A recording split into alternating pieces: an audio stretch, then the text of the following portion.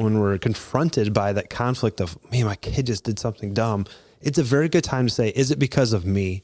Is it because of my spouse? Is it because of the relationship with me and my spouse?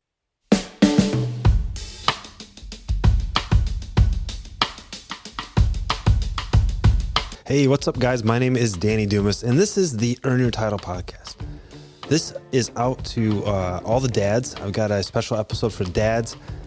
Now, you might not think this is going to happen, but it will happen sooner than you think.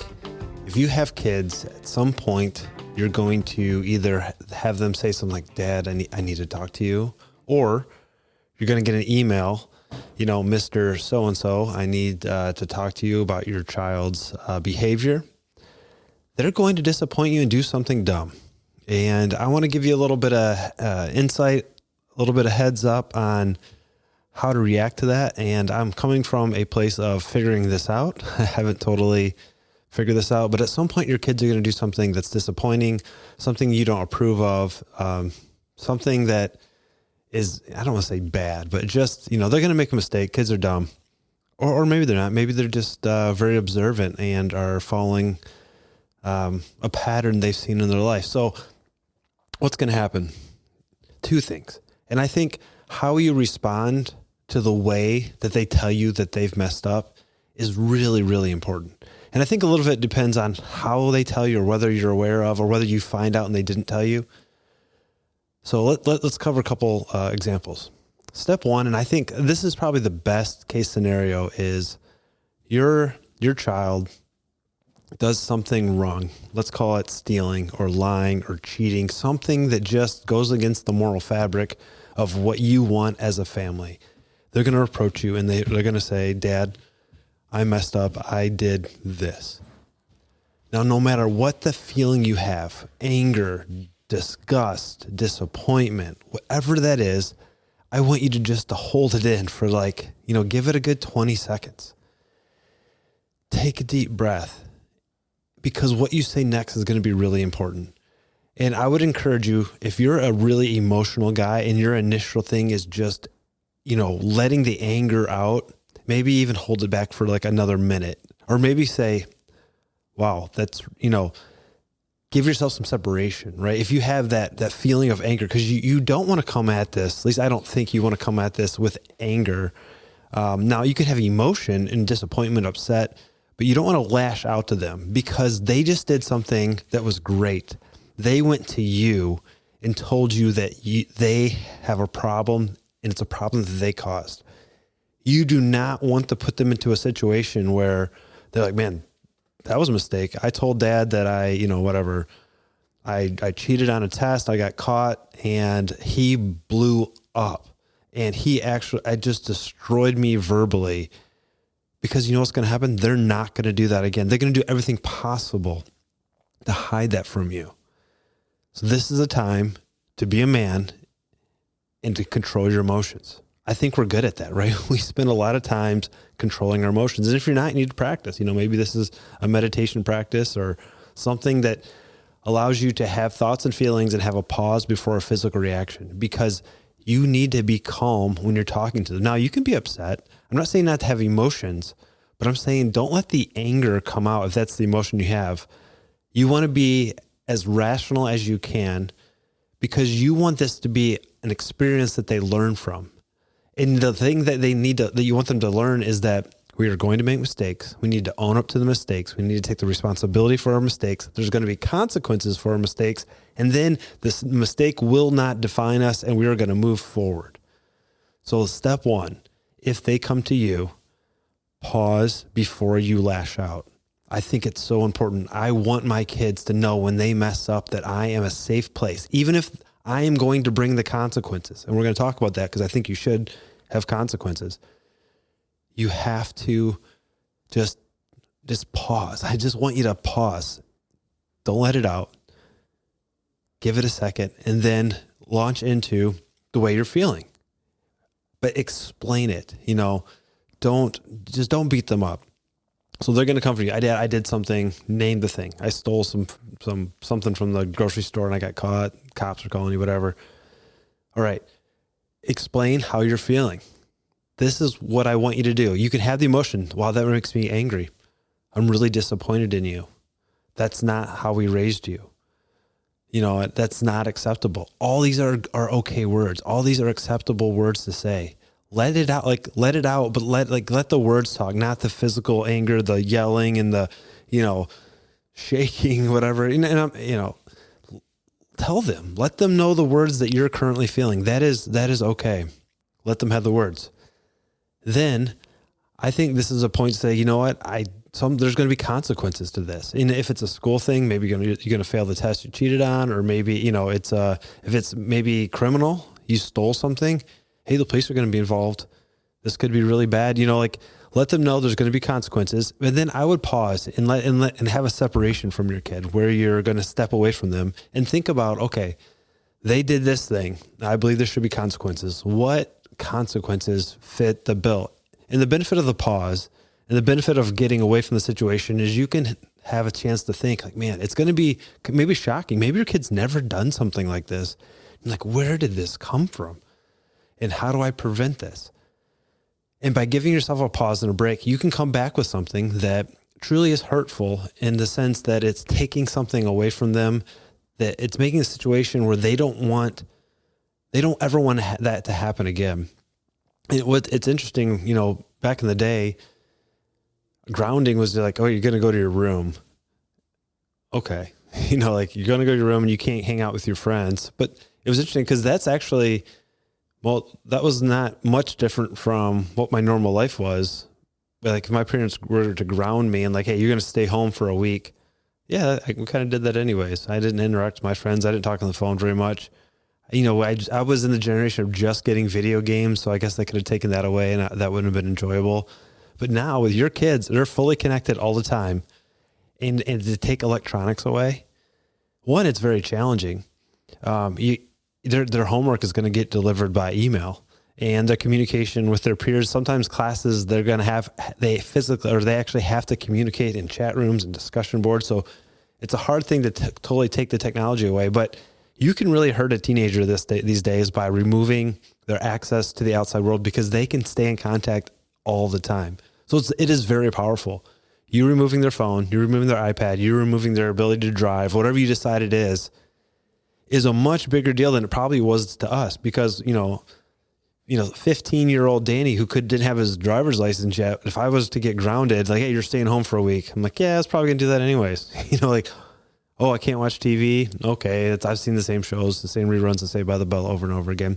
So you do have the ability to really affect their life. And I think it should be something, there should be consequences.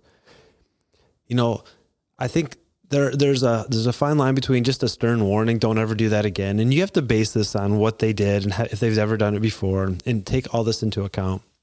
But there should be consequences because you want to implement the consequences because you love your kids.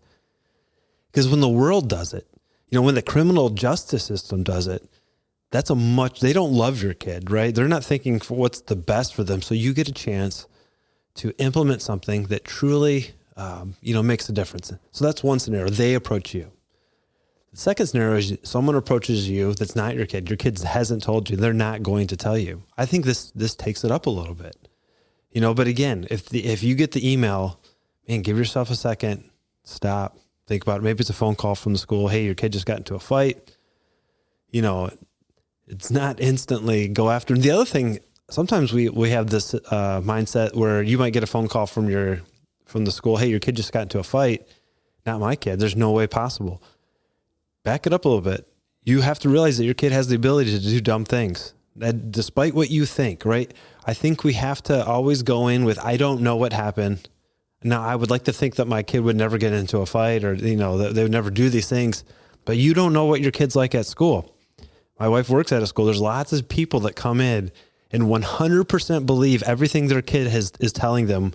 And they never go back in their brain, back to high school and go, man, I made myself look pretty good to my parents as much as possible.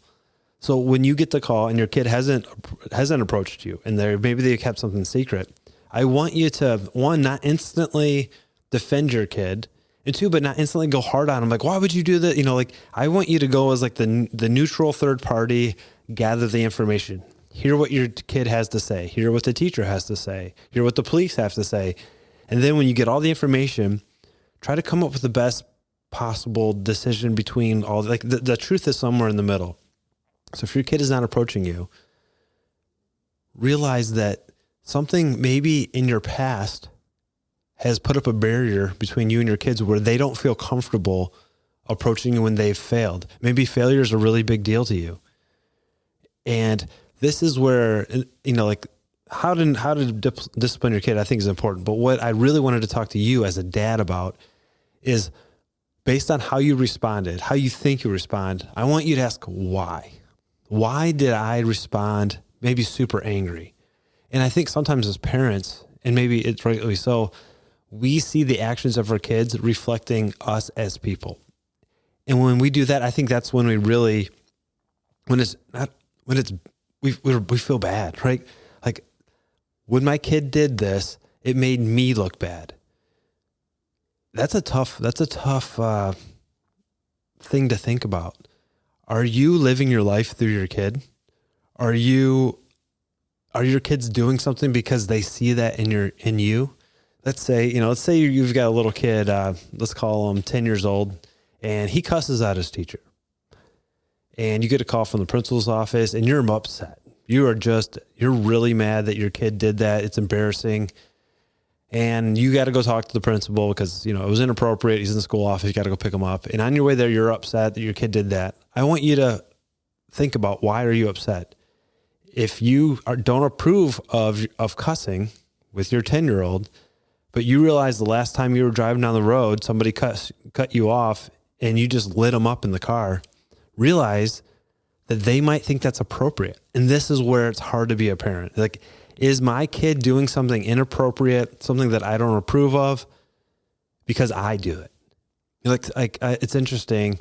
Growing up, my uncle smoked. Like, I don't have really any memories of him not smoking. He would come to watch me play basketball, and every quarter, every time we almost had a timeout, he would have to leave the gym to go smoke. We're talking 15 minutes. That's my remembrance of him. And my cousins both hated it. I hate that my dad smoked, or it would be my uncle. And they both got in the military and they both smoke to this day. It's because their dad smoked. He saw it became acceptable. Something in their brain, they say, hey, this is okay. Even though as kids, they hated it. So if your kid's getting in trouble and you disapprove of it, I need you to do a very honest reflection of, are they acting that way because of me? If your kid has stolen something and you've never made it a point to say that in this family, we don't steal, like maybe you're at the grocery store and you realize you didn't check something out. I'm not accusing you of a thief if you don't run back into the store to but what a great opportunity as a little kid when you have your kids with you, you're at the grocery store, like, hey, listen, look, tell your son, your daughter, we forgot to pay for this. What do you think we should do? Should we just take it? And they didn't catch us. Or what if you said, look, let's go back inside. Let's pay for the $3 can of pineapples. And they go, oh, we're people that don't steal. Because if you maybe you haven't done this and your kids have seen you do that, maybe they've seen you, cheat your way into something, and they think, okay, this is okay. Your kids are so much more observant than you had ever thought possible. I mean, they are listening to everything you say, and more importantly, they're watching everything you do. If your kids are getting in trouble doing things that you do that you don't approve of, you need to stop. You need to take that responsibility because they're watching you. Kids are going to mess up. Now, let's say I don't know, let's go back to the cussing example. You don't cuss unless it's like something that you need to bring the point across, right? If someone was coming at you and assaulting you and you cussed at them, that's probably totally appropriate. It's understandable. Someone cut you off on the road, I don't think you need to cuss at someone in your car. It's not beneficial. But if you don't do that and your kids are doing it, then you know what? Sometimes kids do dumb stuff and you're good. No big deal. But I think that when we're approached by, when we're confronted by that conflict of, man, my kid just did something dumb, it's a very good time to say, is it because of me? Is it because of my spouse? Is it because of the relationship with me and my spouse? Maybe you are having arguments that are just inappropriate in front of your kids. You're yelling, you're demeaning. And maybe your kids are doing, and it's not even like they're getting in trouble, but you just see how they interact with their brother or sister. And you're like, don't ever talk to your sister like that. And they could look at you and say, but you talk to mom like that. That's a powerful reflection. So as your kids get older and they're going to do this, they're going to do something. When it happens, I want you to, step one, stop. Just give yourself a chance to breathe, to slow down, express how you're feeling. This is disappointing. This is not something I expect out of you. There's going to be consequences, then pause, give the consequences. And then at the very end, you need to reinforce that, man, I'm really sorry that this is going to happen to you, but there's the consequences. You're going to be grounded for a week from all electronics and social media and online, whatever it is. But I love you. This moment doesn't define you. You can say that. This doesn't not define you. This is a bad mistake and you can get it back. Now, and it's interesting, if you were like me, the fact or the idea that I would have disappointed my parents was way worse than any punishment they could ever have given me. And it's okay to let them know you've disappointed me, because that's probably really powerful. If it's a cheating thing, you are no longer trustworthy. You are not a trustworthy person. Hopefully what you want is that just to ruin their week. And they're going through the day. How do I get that trust back? And you say, listen, when you earn trust, you earn dimes, right? You earn 10 cents at a time. And when you lose trust, you pay with dollars. It takes lots of little bits of trust to build up that bank till you have dollar bills that when you take that withdrawal. That's a big withdrawal, small deposits. What an awesome life lesson. You're never going to get away from these problems. Kids do dumb things. We do dumb things. Let them know your emotions. Speak to them. Let them know you love them. Let them know there's consequences. Enforce the consequences and then move on. And your kids are going to be great. I can't wait to see how awesome they're going to be. I can't wait to hear stories of, hey, my kid did something. My kid got in a car accident and he told me and he said he was messing up texting and we got to talk about that.